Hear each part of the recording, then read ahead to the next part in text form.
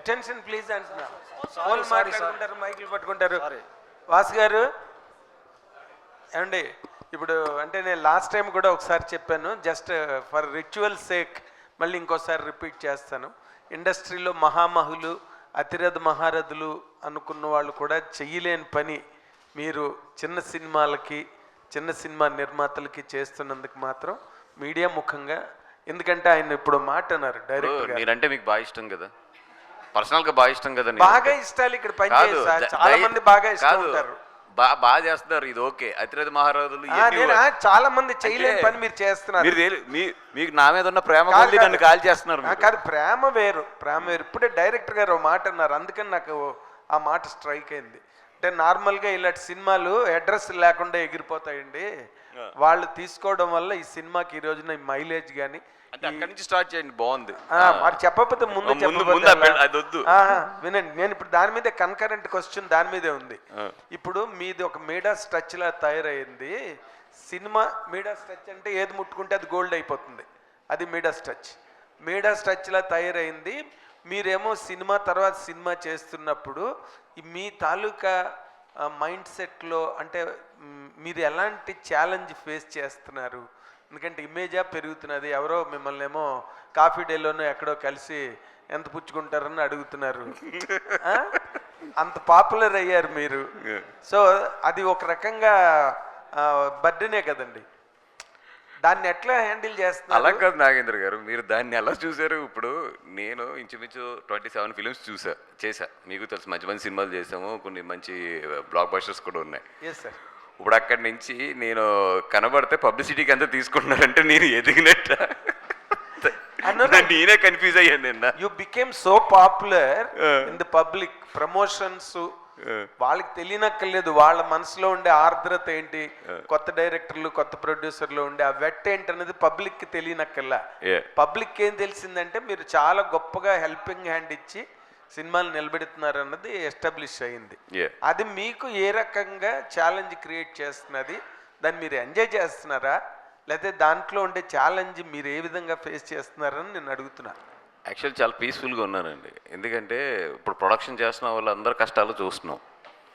నేను ఇప్పుడు హ్యాపీగా ఒక సినిమా తయారవుతుంది, చూస్తున్నా, బాగుంటే కొనుక్కుంటున్నా, ఇంకా అదర్ కష్టాలు నాకు సంబంధం లేదు. థియేటర్కి పబ్లిసిటీకి ఎంత పెట్టుబడి పెడుతున్నాను, రిలీజ్ చేసుకుంటున్నాను, లక్కీగా అది హిట్ అవుతుంది. ఎంత పీస్ఫుల్గా ఉందంటే లైఫ్ అంత పీస్ఫుల్గా ఉంది. దీంట్లో ఒకటి ఏంటంటే మీరు అన్నట్టు నాకు స్ట్రెయిన్ గీన్ కూడా ఏం ఉండదు, ఎందుకంటే అవన్నీ మా వంశీ పడతాడు. నేను పొద్దున్న లేసి ఆ వంశీ ఏం జరుగుతుంది ఏంటి అని నేను చూసుకునే లెక్క ఒకటి ఏంటంటే, వంశీ నాకు ₹1 కోటి అని చెప్తే 99 లక్షల దగ్గర వంశీకి ఒక ఫ్రీ చేయడం నా పని, అంతే. అంత హ్యాపీగా ఉన్నాను, అంత జాలీగా ఉన్నాను, లైఫ్ని ఎంజాయ్ చేస్తున్నాను, సినిమాలు చేస్తున్నాను, అంతే. అంటే సినిమా డైరెక్ట్ సినిమా చేయడం కన్నా ఇదే సుఖం అనిపిస్తుందా మీకు? ఏమో నాకైతే ఇప్పుడు ఆ ఫీలింగ్ ఉంది ప్రజెంట్ ఉన్న ట్రెండ్లో అయితే. సరే డైరెక్ట్గా మీరు చెప్పండి సార్.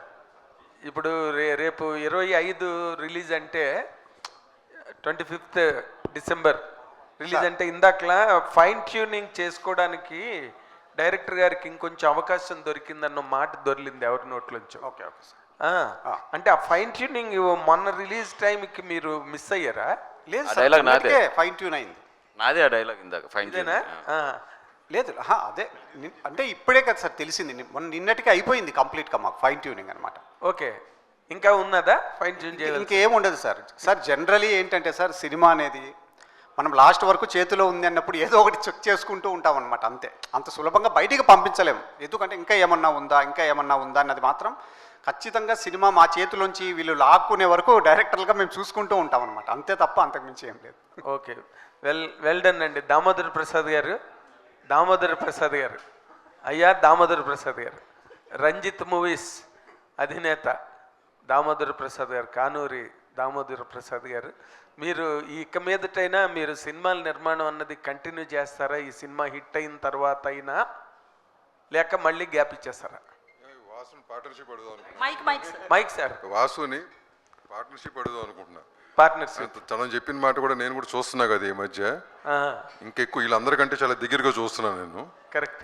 సో చూడండి, మరి నన్ను ఇష్టం కదా మీరు అంటారు, చాలా దగ్గరగా చూస్తున్నా కాబట్టి మళ్ళీ ఆలోచనలో పడుతున్నా. కానీ ఎక్కడో ఉంటుంది కదా, పుట్టి పెరిగింది లేకపోతే దీంట్లోనే బతికాం కాబట్టి ఎక్కడో చిన్న గిల్లు ఉంటుంది కాబట్టి చేస్తుంటాను.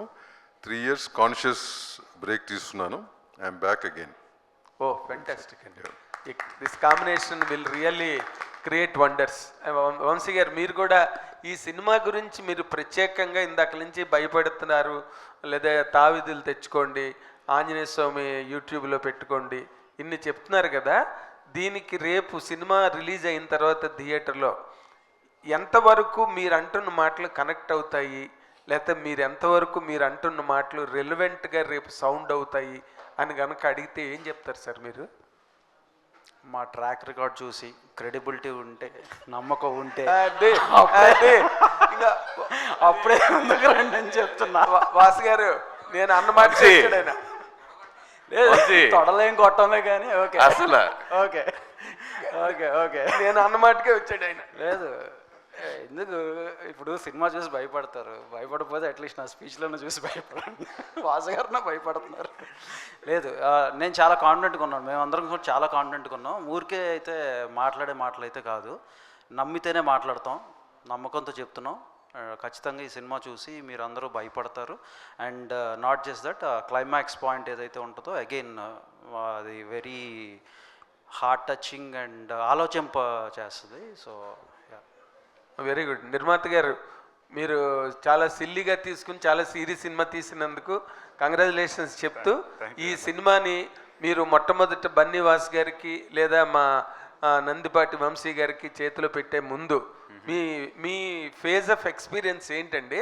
అంటే దీని ఫేట్ ఎలా ఉంటుంది, దీన్ని ఎలా తీసుకెళ్ళాలి?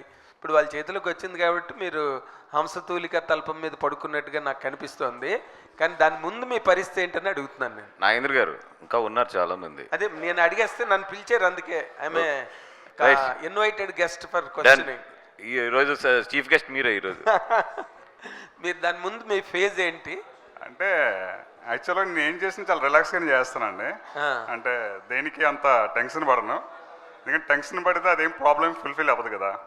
అందుకే దేనికి అంత టెన్షన్ పడను. మా ఫ్రెండ్స్ కూడా సేమ్ మీలాగా అడుగుతూ ఉంటారు, ఓకే పోయినా ఎలాగా ఉంటాను, వచ్చినా ఎలాగా ఉంటానన్న. Fantastic. అంత టెన్షన్ తీసుకోనండి. టెన్షన్ తీసుకుంటే ప్రాబ్లమ్స్ ఎక్కువైతే అని, హెల్త్ ఇష్యూస్ ఎక్కువైతే అని. Thank you so much. All the very best అండి. Thank you అండి. మంచి స్మాషింగ్ హిట్ ఇవ్వండి. Will be very happy. Okay. Vamsi గారు, మీ last movie Raju weds Rambai చిన్న మూవీగా వస్తుంది కాబట్టి ఆడియన్స్ని అట్రాక్ట్ చేయడానికి ప్రైస్ రేట్ అనేది తగ్గించారు, టికెట్ ప్రైస్. కొన్ని టెక్నికల్ ఇష్యూస్ వచ్చినప్పటికీ కూడా సక్సెస్ అయ్యారు. సో ఈ మూవీ విషయంలో అట్లైనా చేస్తారా, యాక్చువల్ ప్రైస్ ఉంటుందా, ఏమైనా డిసైడ్ అయ్యారా? ఇది కూడా 99 రూపీస్కే తీసుకొస్తున్నాం అండి సినిమా కూడా. ఓ కంగ్రాట్స్. అలాగే బన్నీవాసు గారు, మీరు అంటే వీస్వేర్ లెక్క వంశీ గారు అలాగే వాసు గారు, ఈ ట్రాక్ రికార్డ్ అనేది మీరు ఒప్పుకోకపోయినప్పటికీ కూడా అదే నిజం కదా.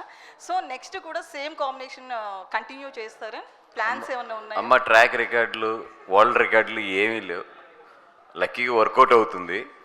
డెఫినెట్గా వంశీ తను ఒక 5 years బ్యాక్ తన జాబ్ మానేసి అన్న నాకు ఇటు ప్యాషన్ ఉంది సినిమాల్లో నేను చేస్తాను అని చెప్పి ఒక MNC కంపెనీ జాబ్ రిజైన్ చేసి వచ్చాడు. అప్పటి నుంచి ఇప్పటి వరకు కూడా మొత్తం ఎంటైర్ జర్నీ నాతోనే ఉంది. డెఫినెట్గా వంశీ ఏ సినిమా చేసినా కూడా ఏం చేసినా అతను ఇచ్చినా ఇవ్వకపోయినా నాకైతే రాయల్టీ ఇవ్వాలి, బికాజ్ వర్క్ నేర్పించాను కాబట్టి.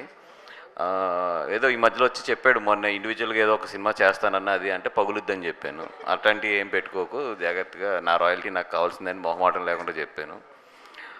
సో డెఫినెట్గా అతను వద్దనుకున్నా కాదనుకున్నా తప్పదు, నేనైతే డైవర్స్ ఇవ్వనంత గమ్ముని. సో అంటే ఇందాక మీరు మాట్లాడుతూ ఈ మూవీ చూసిన తర్వాత తాయెత్తులు బయట అమ్ముతారు అని చెప్పారు కదా. సో కట్టుకుని ముందే ప్లాన్గా రావాలా, మీరే ఆ స్టాల్స్ పెడతారా తాయెత్తుల షాపులు? అంటే actually that's a good business డెఫినెట్గా. అది కూడా ఇప్పుడు వంశీకి చెప్తున్నాను, 5 రూపీస్ దొరికితే మనం 7 రూపీస్ పెట్టచ్చా, 8 రూపీస్ పెట్టచ్చా ఏంటని చూడమంటున్నాను. అంటే టికెట్ ప్రైస్తో పాటు మాకు అది కూడా వస్తుంది కదా డెఫినెట్గా. అది వంశీ ప్లాన్ అది యాక్చువల్లీ. బట్ దేవుడితో ఆటలు ఆడకూడదు కాబట్టి అట్లాంటి గమని వద్దనే చెప్తాను నేనైతే. సో 99 రూపాయలు తగ్గించి అది యాడ్ చేస్తున్నాడు జనరల్గా. అది వంశీ వంశీ గుడివాడ తెలివితేటలు అవన్నీ, అందుకని పాలకొల్లు తెలివితేటలు. అందుకని అమ్మ కాబట్టి దేవుడితో వద్దని ప్రజెంట్కి వస్తే అది పక్కన పెడదాం. అది రాము గారు, అంటే ప్రతి థియేటర్లో ఖచ్చితంగా ఆడియన్స్ అనేది భయపడడం జరుగుతుంది కదా. సో లాస్ట్ టైం మీరు ఒక ప్రెస్ మీట్లో చెప్పారు హార్ట్ స్ట్రోక్ ఎవరైతే ఉన్నారో, హార్ట్ ప్రాబ్లమ్స్ ఉన్నారో వాళ్ళు ఎవ్వరూ చూడొద్దు అని చెప్పి. సో కార్డియాలజిస్ట్ని పెట్టొచ్చు కదా తాయితుల కంటే, సైన్స్ బెటర్. అంటే నేను చెప్పిన మెయిన్ ఉద్దేశం ఎందుకంటే హార్ట్ స్ట్రోక్ రావద్దు అనేది. ఇప్పుడు జనరల్గా ఇప్పుడు సినిమా వాళ్ళు అంటే ఒకటి ఉంటుంది బయటికి, తప్పు మా వైపు నుంచి జరిగినా అటువైపు నుంచి జరిగినా సిచ్యువేషన్లో జరిగినా కూడా తప్పు మాదే, అది మేము యాక్సెప్ట్ చేసేసేయాలి, అది సినిమా వాళ్ళం కాబట్టి. ఎందుకంటే మేము గట్టిగా డిఫెండ్ చేసినా కూడా మమ్మల్ని కౌంటర్లు వేస్తారు, మమ్మల్ని వేసుకుంటారు. అందుకని ముందే చెప్పాము ఎందుకు రేపు పొద్దున హాస్పిటల్ పిలిచి ఇవన్నీ మళ్ళీ దాము గారు ఇవన్నీ ఎందుకని చెప్పి కొంచెం ఏదన్నా ఇది అంటారు కదా ఏమిటి హార్ట్ సర్జరీ చేయించుకున్న వాళ్ళు ఎలా ఉంటారు కాబట్టి వాళ్ళ వరకు చెప్పాము అంతే. అంటే స్టంట్లు వేసుకున్న వాళ్ళు రావచ్చు, దాంట్లో ఏం డౌట్ లేదు. మరి ఓపెన్ సర్జరీ జరిగిన వాళ్ళు మాత్రం కొంచెం ఆగమని చెప్తున్నాను అంతే.